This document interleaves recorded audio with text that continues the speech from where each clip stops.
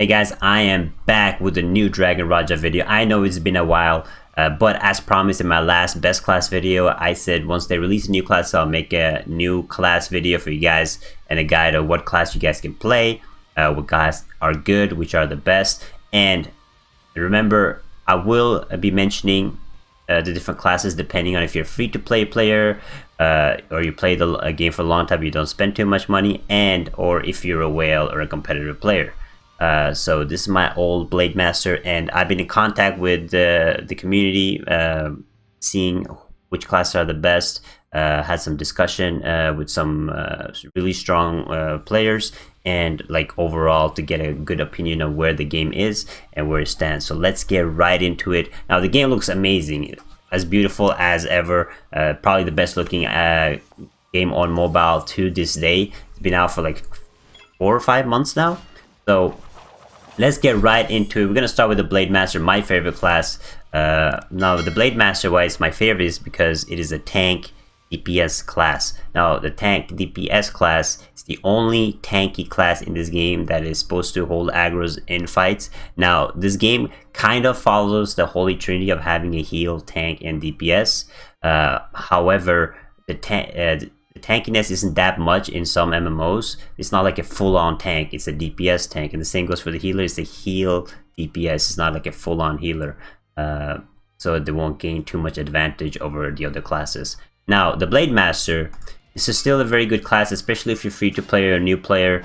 It's a good class to play. If you spec it right, you can go for a more tanky spec, and you won't have to rely on doing too much DPS, and that way you could be able to clear progression raids or dungeons fine, and slowly level it up.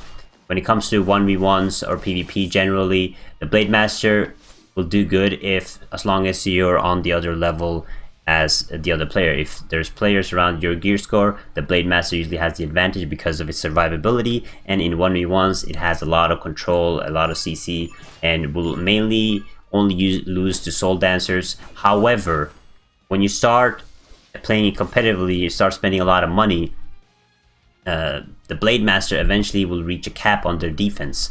So what that means is if there is a strong DPS that you're fighting who is also a whale, your defense will only reach this much of a level. So a high DPS class will shred your defenses, and then you will only be able to damage them only so much because your DPS is low compared to the other DPSs.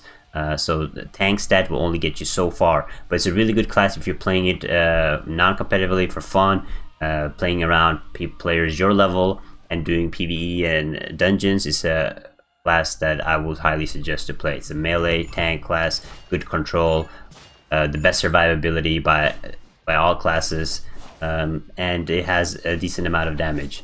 So good class to play if you're free to play or a whale. Now let's move on to the next one, the Gunslinger. Now the Gunslinger is probably the best looking class in my opinion. Now the Gunslinger is really strong. Now if you're a competitive player, you will know how much damage it can do. Gunslinger is the highest damage dealer in this game right now. If you gear it right, if you spec it right, and if you put your points into the correct where it's supposed to be, it will do the highest damage. And what also is really good with this class is it's ranged. So when it comes to mobile MMOs especially, ranged classes usually have the advantage in dungeons or in PvP generally, because they don't have to get involved in big fights. They can stay on the far side and just deal damage, and it has good control with its bazooka gun. If you can get it off, and it does an insane amount of damage, it will usually shred every single other class from range. Now if you're free to play player and you really want to play DPS, I don't advise free to play or new players to play DPSs because it's hard to get into, and you have to spend a lot of money to catch up. But if you want to choose one of the DPSs, I will highly advise you guys to go for the Gunslinger. Super strong DPS, and you'll have the advantage of being ranged and not getting too involved in fights. So Gunslinger is definitely my favorite DPS. Now let's go on till the next lab, which is the Assassin. Now Back when I made the last video, there was only two options when it came to being full DPS. It was the Gunslinger and it was the Assassin. Now it's kind of more options, so the Assassin isn't that great as it used to be. It's really hard to play, really difficult to master. So if you like having high difficulty, knowing rotations, what specs, depending on what kind of PP you're doing, if you're doing mass PP, 1v1s, or being able to choose the correct spec, knowing how to exactly play it. It's a melee range class, but it also has the option to be ranged if you choose a different spec. But it's really hard to play, but I love the immunity skill that the Assassin have, which makes it really fun and good to play in PvE and PvP if you're able to use it correctly. But you have to be up close in the fight as an Assassin.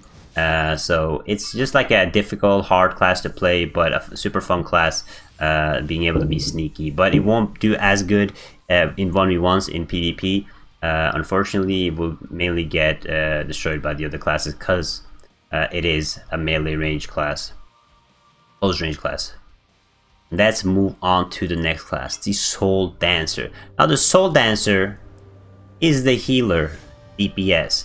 Now the Soul Dancer will always be a good option to go if you're a free-to-play new player in the game, or if you're a whale, because it has what no other classes have, the healing aspect. And this class has a lot of control, a lot of CC. Now in 1v1s, it'll be able to, depending on what class it's fighting, you can do decent because you have a lot of control. And if they cannot kill the Soul Dancer in one combo, the Soul Dancer is able to do a lot of control effects and heal itself up and keep going with the fight.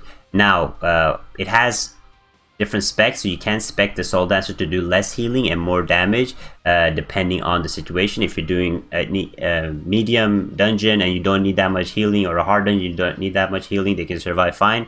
You spec to more DPS and do some good DPS. Not as good as the other classes, of course, which are DPS oriented, but do some good damage. And you will never go wrong with the Soul Dancer, because if you're free to play or a new player, you will always need like a healer support in mass groups or mass PvPs or in dungeons. So it's a good class to play for a free to play or new player. But also whale can spend a lot of money on this. You can do really good DPS and do good amount of healing, and just play really well with this class. So definitely suggest, if you're a new player, to try out Soul Dancer, or if you're an experienced player, you can't go wrong with the Soul Dancer. And the Soul Dancer looks amazing, the skills looks amazing, so you can't go wrong with it. Now let's move on to the new classes. Now first of all, we have the Fighter. Now the Fighter is a new class. I did not mention this in my last video. It looks amazing. It can do some really good DPS, but it has some really long cooldowns, and it is at a disadvantage because they don't have a range option. It has to be up close to the fight, and in PvP or in battlefields, you guys know there's a lot of stuff happening, and you not having the tanking ability like the Blade Master have, and being up in that fight, it will be really bad for you, because there's so much AoEs happening, so much damage happening, that you will be an easy target because you are squishy. But if you can save up your ultimate attack, it's really strong and does a lot of damage. So it depends on how you can play it. It's super strong in PvE dungeons, being up close to the boss. If the boss fight lasts long, they can do more damage. But again, it is a melee class, so it will be at a disadvantage when it comes to other classes. Assassin have the immunity skill to survive and get out of the fight and do some range damage, but the Fighter does not have that option. It's up close to the fight, so it's a very hard class to play and hard class to master, and being able to survive the fights, if it's PvE or PvP, it will always be at a disadvantage. But if you like that full-on melee DPS fighter class, a warrior type, who has no tanking ability, just full-on damage, is definitely the class to play. It does have like charging abilities and getting closer to target, but it will get shredded by ranged DPS or a lot of classes if you can't take them down in one combo. But it's a fun class, you know. You have your robot friend with you at all times, and it looks really good. So that is the melee class basically. Now let's move on to the Reaper. Reaper is like the mage type class, a long range distance class, like the Gunslinger. So there's 2 long range DPS classes, 2 close range DPS classes. Now the Reaper is one of the newer classes. It looks amazing. I love the sight style, and it is a really fun class to play. It's not that hard, and since it's new, it's really attractive to a lot of other the new players, or generally any players.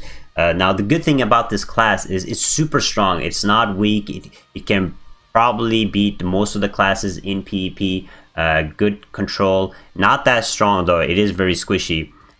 But it can counter a lot of classes. I think the only class that would possibly beat it will be the Gunslinger. Now the Gunslinger will take the top, but it is a fun class to play if you're an experienced player, to try out the Reaper. But in the end, in my opinion, if you want to get into this game, if you're a new player, you don't want to spend too much money, the classes to go with are Blade Master, Soul Dancer. And if you really want to play DPS, it would be Gunslinger. Now the Reaper is a good class again, does a good amount of damage from range. It is a mage class, so again, range classes in these type of games have it's so much better to play, so much easier to play, because you stay out of all that AoE. If it's PvP, if it's 1v1s, keeping your distance, doing damage. If it's battlefields or guild wars, staying out of the fight where all the AoE is happening, and being able to just deal damage, and being able to have the control ability if somebody gets close. So it only problem will be if it's fighting another Gunslinger, which will probably out DPS the Reaper. But it depends on how you play the class, again, how you spec it. In my opinion, choose whatever class you think you will enjoy, and because most of them are balanced. There will always be some classes that have the advantage, of course, but you can never go with wrong with the class that you enjoy playing yourself. Now there's 6 classes total, which is really good. 2 melee, 2 range, and then you have the tank, melee, and you have the heal range class. So there's a lot of good options. Now if you're a whale and you like to spend money, Gunslinger definitely the way to go. If you're a free-to-play player, again, Blade Master, Soul Dancer, and if you want to play DPS, the Gunslinger. But again, choose what you guys want. Thank you guys so much for watching. If you guys agree or disagree with me, let me know in the comment section below. Again, this is my opinion of the classes, and let me know in the comments below what class you guys are playing in this game and which class you want to try out. The game looks amazing till this day. Of course, the people that spend money have the advantage of this game because it's a mobile MMORPG. But I hope this video helped you guys out. Make sure you guys like and subscribe, follow my socials if you guys haven't, and I will see you guys in the next video. Bye bye.